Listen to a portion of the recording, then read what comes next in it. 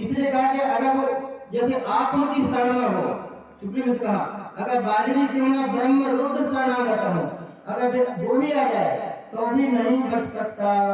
हमारे आगे तो राम कीन चाहे सोई हुई था अस नहीं कोई।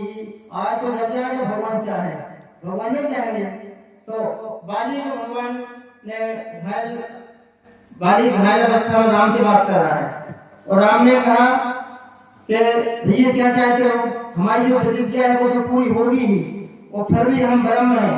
परम स्वतंत्र सिर पर कोई, नारद जी कहते हैं आप परम स्वतंत्र हैं, तुम्हारे ऊपर कोई नहीं है।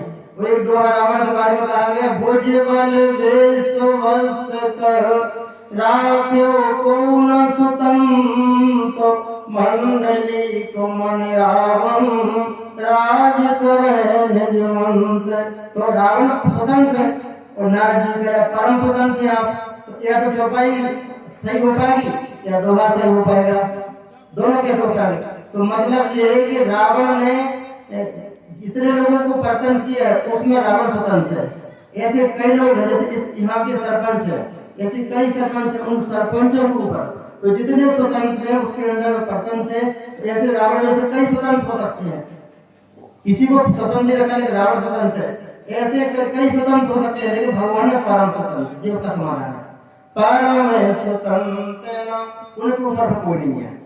इसलिए उन्होंने कहा सुन सुग्रीव मैं मार्यम बाल ये कैवान ब्रह्म रुद्र शरणागत गए नौरे प्राण।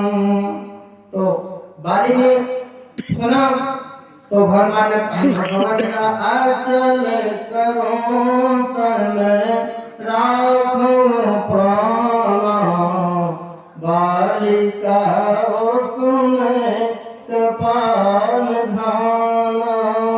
उन्होंने कहा हम ब्रह्म हैं, हमने मान्य की कसम खाई है तो बचा भी सकते हैं, हमको पूछना भाव से है, परम स्वतंत्र है।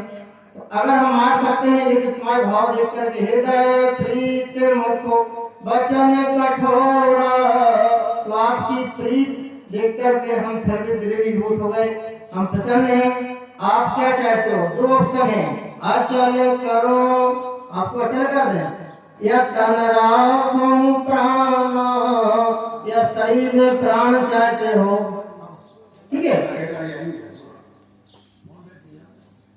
बहुत ही सावधानी सुने, ये अलग किस्म की कथा है।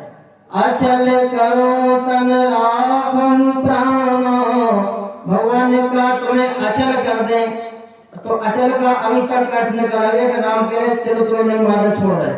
तो अगर राम नहीं भी मारे, अगर भगवान नहीं भी माने तो अभी बंदर की आयु कितनी हो सका,